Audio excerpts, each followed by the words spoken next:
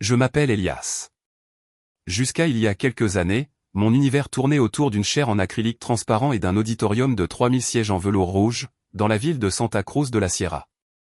Je n'étais pas prêtre, j'étais pasteur, et à 45 ans, je me considérais comme un architecte de la foi, un général dans la guerre spirituelle. J'avais bâti un empire sur la parole, ou plutôt sur l'interprétation éloquente et lucrative que j'en donnais. Mon visage, soigneusement étudié pour inspirer confiance, apparaissait dans une émission de télévision hebdomadaire, sur les couvertures de mes livres d'auto-assistance spirituelle et sur les panneaux publicitaires annonçant nos soirées de miracles. Ma congrégation, dévote et généreuse, m'appelait « le lion de Dieu ». Et moi, dans mon orgueil, je rugissais de satisfaction. Je m'étais convaincu, et des milliers d'autres avec moi, que je possédais une ligne directe avec le Tout-Puissant, une connexion sans interférence, sans rituel, sans saint et, par-dessus tout, sans Marie. Pour moi, la dévotion catholique à la Vierge était le cancer du christianisme. Je la considérais comme le vestige le plus dangereux du paganisme babylonien, une ruse subtile de l'ennemi pour détourner l'adoration du uniquement au Christ. Mes sermons les plus célèbres, ceux qui me valaient des ovations debout et de généreuses offrandes, étaient ceux où, avec un mélange aiguisé de sarcasme, de citations bibliques sorties de leur contexte et d'un faux zèle théologique, je démantelais ce que j'appelais le mythe marial. Frère, clamais-je, le microphone frôlant presque mes lèvres et les yeux fixés sur l'objectif de la caméra principale. M'expliquez-vous comment un enfant de Dieu, lavé dans le sang de l'agneau, peut s'agenouiller devant une statue de plâtre? Comment osent-ils appeler mère une femme morte il y a 2000 ans, ignorant l'avertissement de l'apôtre Paul selon lequel il n'y a qu'un seul médiateur entre Dieu et les hommes, Jésus-Christ homme? Je me souviens d'une nuit, l'apogée de ma campagne antimariale. L'auditorium était bondé. L'air vibrait d'attente. J'ai projeté sur l'écran géant, avec une résolution impeccable, une image de la Vierge de Guadalupe. J'ai laissé l'image s'imprimer dans le silence un instant, puis, d'un ton de profond dédain, j'ai déclaré « Regardez ça ». L'idole la plus vénérée d'Amérique latine, un dessin sur un morceau de tissu. Il la prie, la chante, lui allume des bougies, lui demande des miracles. Frère, pour l'amour de Dieu, réveillez-vous. C'est du plâtre, de la peinture, une légende, une distraction, un placebo spirituel pour vous détourner du seul et vrai sauveur. La foule éclata en un frénésie d'applaudissements et d'amen. J'ai ressenti une vague de pouvoir, une certitude enivrante. Je purifiais le temple, croyais-je, mais en réalité, je ne faisais que construire mon propre trône avec les décombres de la foi simple des autres. Ma vie était une scène parfaitement éclairée. Rachel, mon épouse, était l'incarnation de la femme vertueuse, toujours souriante et soutenant mon ministère. Mes 2 enfants adolescents étaient des exemples au sein du groupe de jeunes. Nous vivions dans une maison avec piscine dans un lotissement fermé, un témoignage tangible des bénédictions de Dieu. Mais en coulisses, lorsque les lumières du studio s'éteignaient et que les échos des applaudissements s'estompaient dans le silence de mon luxueux bureau, un froid glacial s'emparait de mon âme. Entouré de mes livres, de mes récompenses et des photos avec des personnalités influentes, je ressentais un vide si immense qu'il menaçait de me dévorer. Mes prières étaient devenues des monologues, des discours répétés même dans la solitude. J'étais, sans m'en rendre compte, aveugle au sacré, un gérant prospère d'une franchise spirituelle qui avait perdu contact avec le produit original. Je prêchais un Dieu d'amour, mais mon cœur était une forteresse de jugement. Je parlais de la grâce, mais je vivais sous le joug d'une perfection auto-imposée, terrifié à l'idée de montrer la moindre fissure dans mon armure d'homme de Dieu. Et ce fut au summum même de ma carrière, au fait de mon arrogance, que le ciel décida que mon monologue avait trop duré. Ce fut une nuit de tempête, de celle qui semble vouloir déchirer le ciel. Je rentrais d'une conférence dans une ville voisine. La pluie tombait avec une fureur biblique, transformant la route en un miroir noir et traître. Je conduisais mon SUV de luxe, un char d'acier et de technologie qui me faisait me sentir invulnérable. J'écoutais sur le système audio l'enregistrement de mon dernier sermon, perfectionnant les pauses dramatiques et les inflexions de la voix. Le thème était, ironiquement, l'idolâtrie mariale. La route serpentait à travers une zone de collines et de virages aveugles, un endroit connu pour ses accidents. Mais je me sentais au-dessus de cela, protégé par une aura divine que je croyais m'appartenir de droit. Alors, en sortant d'un virage serré, 2 lumières aveuglantes, comme les yeux d'une bête apocalyptique, ont rempli mon pare-brise, un camion de fret, qui avait perdu le contrôle sur l'asphalte mouillé, glissait de côté, occupant toute la chaussée. Il n'y a pas eu le temps de penser ni de crier, seulement le crissement assourdissant des pneus luttant inutilement pour adhérer au sol, suivi du fracas cataclysmique du métal se tordant. J'ai ressenti une force brutale qui m'a projeté en avant, la ceinture de sécurité me coupant la poitrine, puis une sensation d'apesanteur surréaliste tandis que le SUV faisait des tonneaux. Le monde est devenu un tourbillon violent de verre brisé, de métal grinçant, d'odeur d'essence et de terre mouillée. Le dernier impact m'a laissé face contre terre, piégé, écrasé entre les fers. Une douleur blanche et aiguë, comme une décharge électrique, a éclaté dans chaque cellule de mon corps. Le sang chaud et collant coulait sur mon visage, me rendant aveugle d'un œil. J'ai tenté de prier, d'invoquer le nom de Jésus comme je l'avais enseigné à des milliers, mais les mots ne sortaient pas. Le « Lion de Dieu » ne pouvait même pas émettre un gémissement, il n'y avait qu'une peur pure, primitive et absolue. J'ai senti que la vie me filait entre les doigts comme du sable. L'obscurité a commencé à envahir ma vision et, dans ce dernier instant de conscience, avec le dernier souffle qu'il me restait, mon âme nue a crié un mot que ma théologie avait banni. Un mot qui jaillit d'un endroit plus profond que mon cerveau, maman. Et alors, dans cet abîme suspendu entre la vie et la mort, je l'ai vu. Ce ne fut pas une hallucination floue ni un rêve induit par le trauma. Ce fut une expérience plus réelle que le métal qui m'emprisonnait, plus réelle que la douleur qui me consumait. Au milieu de l'obscurité et du chaos, une lumière douce apparut, non pas la lumière aveuglante d'une salle d'opération, mais la lumière chaude et tremblante d'une bougie dans une pièce silencieuse. Et au centre de cette lumière, une femme. Son visage était d'une beauté qu'aucun artiste ne pourrait capturer. Une beauté qui ne résidait pas dans la perfection de ses traits, mais dans une sérénité infinie et une tristesse insondable, comme si ses yeux contenaient toute la douleur du monde. Elle portait un manteau d'un bleu aussi profond que le ciel nocturne, parsemé d'étoiles qui semblaient clignoter doucement. Ses mains étaient jointes, non pas dans une posture de prière formelle, mais comme si elles étaient sur le point d'accueillir un enfant effrayé. Ses yeux, ses yeux, me regardèrent directement, traversant les couches de mon orgueil, de mon hypocrisie et de ma peur.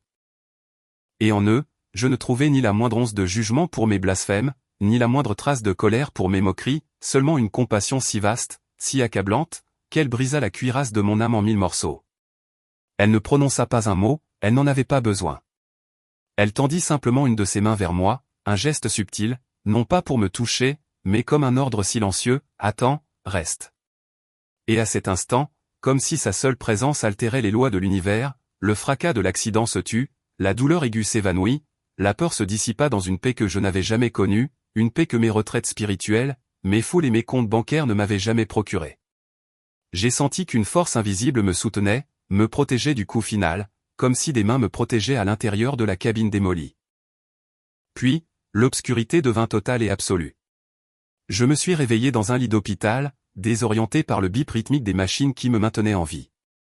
Un tube descendait dans ma gorge, et une douleur sourde et généralisée pulsait dans chaque centimètre de mon être. Mon épouse, Raquel, était à mes côtés, son visage un masque d'épuisement et de soulagement, ses yeux gonflés d'avoir tant pleuré. Quand les médecins m'ont retiré le tube et que j'ai pu parler, mes premiers mots ne furent pas d'amour pour elle, ni une question sur mes enfants. Ce fut un murmure rauque et désespéré, la femme ? Qui était cette femme ? Raquel me regarda, la confusion brouillant son visage. Elias, mon amour, il n'y avait aucune femme. Les ambulanciers t'ont sorti des débris. Ils ont dit que c'était un miracle que tu sois en vie. Tu étais seul.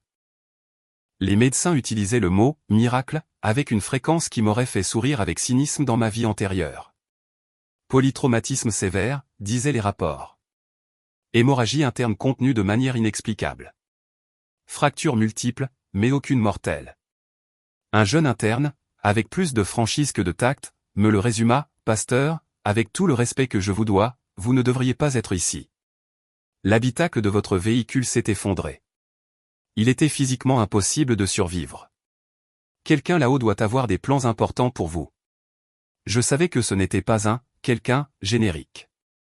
C'était elle, la même femme que j'avais traitée d'idole de plâtre, qui m'avait soutenu au seuil de la mort. Ma convalescence fut une agonie longue et fastidieuse, des mois de chirurgie, de physiothérapie et de douleurs chroniques.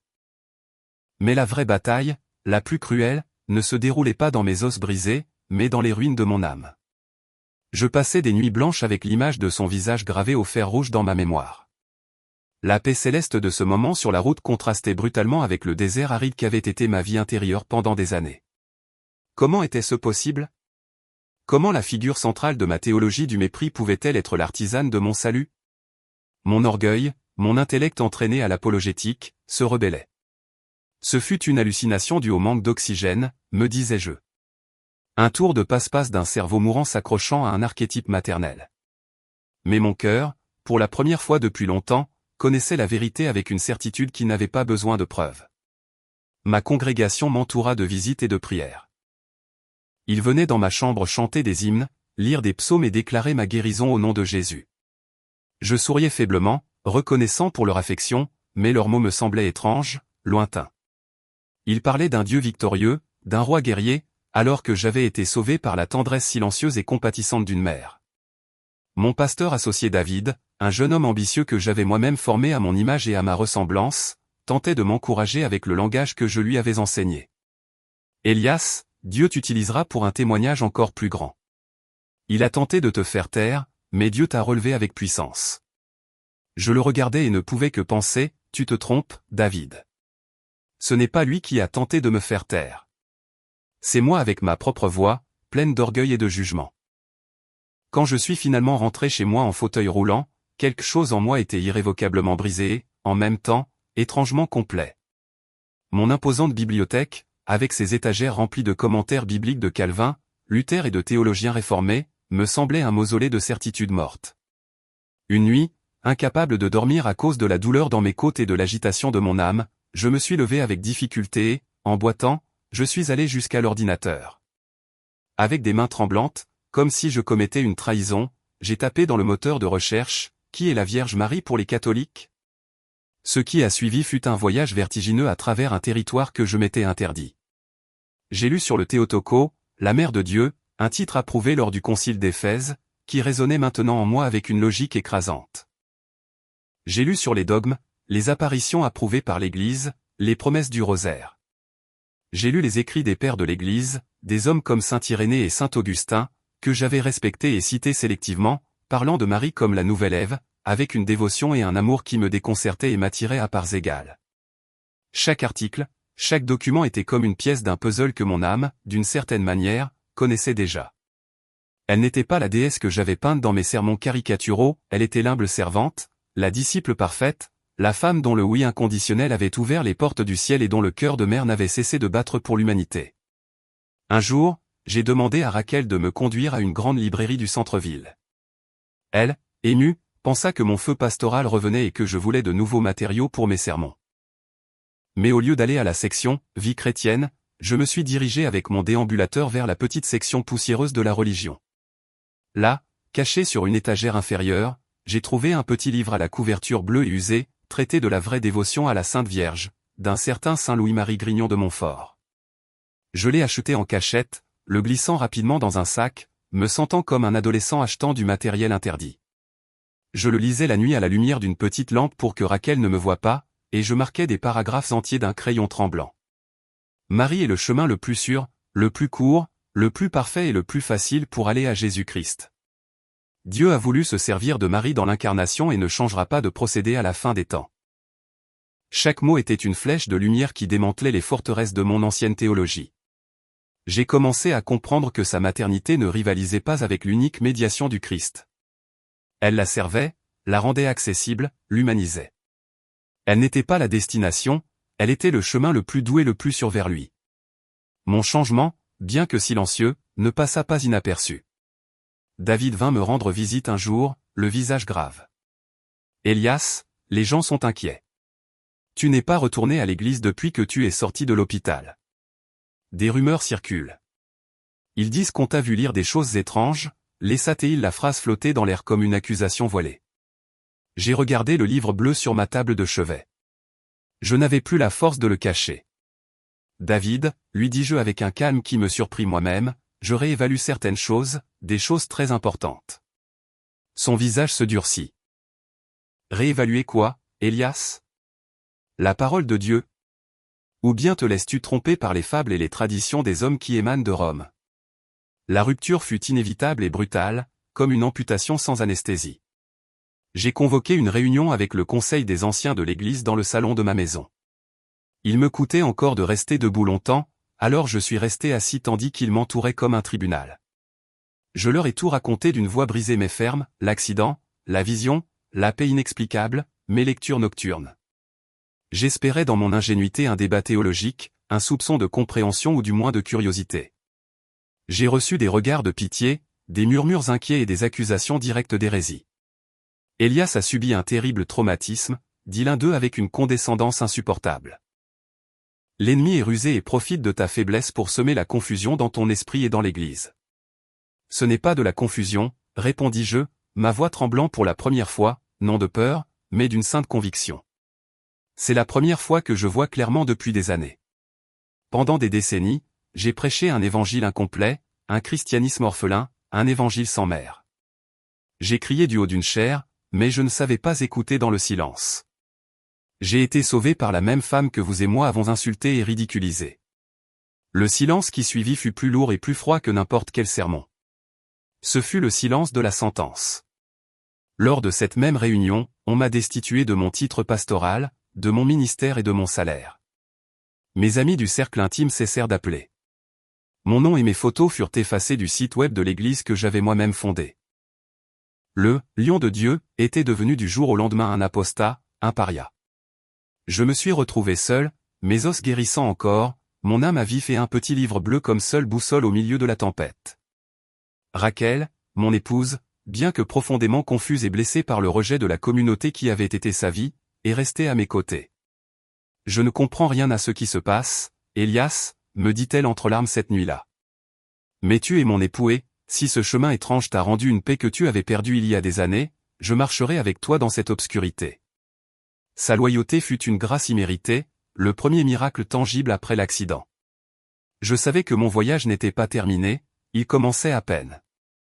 J'avais besoin d'un guide, quelqu'un qui comprendrait le langage que mon cœur tentait maintenant de balbutier.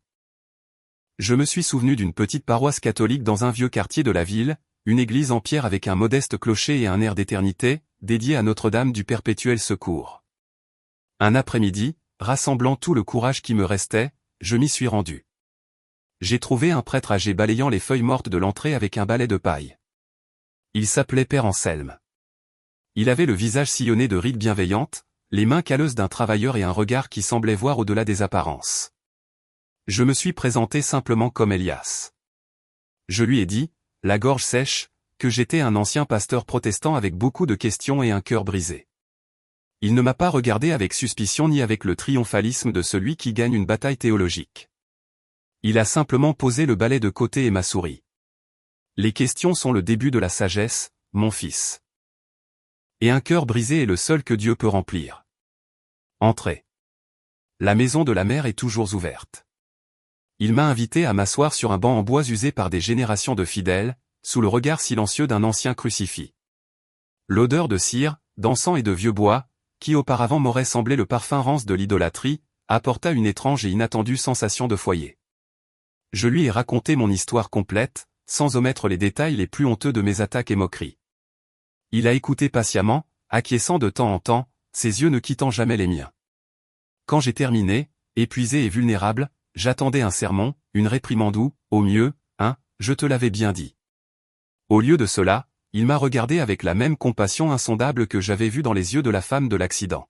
« Mon fils, dit-il d'une voix douce mais ferme, ce n'est pas toi qui l'as trouvée sur cette route. C'est elle qui t'a cherché toute ta vie, attendant patiemment que tu cesses de crier pour que tu puisses entendre son murmure. Parfois, pour qu'un homme orgueilleux lève les yeux vers le ciel, il doit d'abord tomber face contre terre. Ton accident n'était pas une punition, Elias, c'était un rendez-vous. Un rendez-vous qu'elle a arrangé pour pouvoir te sauver, non seulement le corps de la ferraille, mais l'âme du vide. » Ces paroles furent comme un baume et une épée, elles me désarmèrent complètement. Et là, dans cette église silencieuse, le grand prédicateur, le lion de Dieu, pleura. J'ai pleuré comme un enfant perdu qui retrouve enfin le chemin de la maison. J'ai pleuré pour mon arrogance, pour ma cécité, pour le temps perdu dans des batailles inutiles. J'ai pleuré de gratitude pour une miséricorde que je ne méritais pas. Le père Anselme a simplement posé une main sur mon épaule et a attendu, dans un silence sacré, que la tempête passe. Ma catéchèse fut un processus lent, humble et profondément guérisseur. Il ne s'agissait pas de mémoriser des doctrines, mais de désapprendre l'orgueil. Le père Anselme m'a appris à réciter le chapelet. Au début, mes lèvres se sentaient maladroites et étranges en prononçant le « Je vous salue, Marie ». Mon esprit protestant se rebellait, mais il m'a dit « Ne pense pas, prie seulement, laisse les mots laver ton cœur ». Et je l'ai fait, à chaque mystère, à chaque Ave Maria, je sentais que les couches d'orgueil, comme des croûtes d'une vieille blessure, se détachaient de mon cœur. C'était comme si chaque grain du chapelet était une goutte de baume sur les cicatrices de mon âme. J'ai découvert la beauté écrasante de la Sainte Messe, la réalité tangible de l'Eucharistie, la consolation libératrice de la confession. Chaque sacrement était une porte vers la grâce que j'avais niée et ridiculisée. L'Église n'était plus un auditorium pour un spectacle, mais la maison de mon père, où ma mère m'attendait toujours les bras ouverts. Raquel, ma fidèle Raquel, commença à m'accompagner, d'abord avec curiosité, puis avec un intérêt sincère et enfin avec une foi renouvelée qui trouva dans l'Église catholique la profondeur et la tendresse que notre ancien ministère, centré sur le succès et le spectacle, ne lui avait jamais offertes. Finalement arriva le jour de ma confirmation lors de la solennelle veillée pascale. Quand l'évêque traça la croix avec le saint crème sur mon front, en disant « Reçois par ce signe le don du Saint-Esprit », je sentis la même chaleur, la même paix ineffable que la nuit de l'accident. Le cercle était bouclé. J'étais redevenu un enfant sur les genoux de l'Église sous le manteau protecteur de ma mère. Les années ont passé. Je ne vis plus dans la maison luxueuse, ni ne conduis de voiture de l'année. Nous vivons dans un appartement modeste, rempli de livres et de paix. Je travaille comme traducteur, un métier silencieux et humble qui me permet de méditer. Mon ministère est maintenant beaucoup plus petit, mais infiniment plus réel. Je donne la catéchèse aux adultes dans la paroisse du Père Anselme et parfois, très occasionnellement, on m'invite à donner mon témoignage. Je ne le fais pas avec orgueil, mais avec un tremblement d'émerveillement. Je ne me présente pas comme l'homme qui a eu une vision, mais comme l'insensé qui a été sauvé par la pure miséricorde. Je ne parle pas pour convaincre les sceptiques, mais pour raconter aux blessés et aux perdus ce que j'ai vu et ce que je vis, que l'amour d'une mère peut atteindre l'enfant le plus rebelle, même quand celui-ci lui crie au visage qu'il n'a pas besoin d'elle. Parfois, la nuit, je vais à la chapelle de la paroisse qui est toujours ouverte. Je m'agenouille devant l'image de Notre-Dame du Perpétuel Secours. Elle tient l'enfant Jésus dans ses bras et son regard est le même, serein et triste, plein d'un amour qui embrasse tout. Je ne lui demande plus rien, je reste simplement là en silence et je lui dis avec le cœur, merci. Merci de ne pas avoir abandonné avec moi. Merci de m'avoir attendu dans le virage le plus sombre de ma vie. Je m'appelle Elias. J'ai été un pasteur qui a ridiculisé la Vierge Marie. J'ai été un homme qui a trébuché sur son propre orgueil et est tombé dans un abîme de métal tordu. Et j'ai été un fils qui, au dernier moment, a été sauvé par la main d'une mère qui ne l'avait jamais, pas même une seconde, abandonné. Le miracle n'a pas été que je survive à cet accident, le miracle est que chaque jour son amour m'apprend à vivre. Et maintenant, je sais, avec une certitude qu'aucune théologie ne peut expliquer et qu'aucun doute ne peut éroder, qu'il n'y a pas de chemin plus direct, plus sûr et plus plein de tendresse vers le cœur de Jésus, que celui qui passe par les bras de sa mère. Elle n'est pas une distraction, elle est le raccourci du cœur.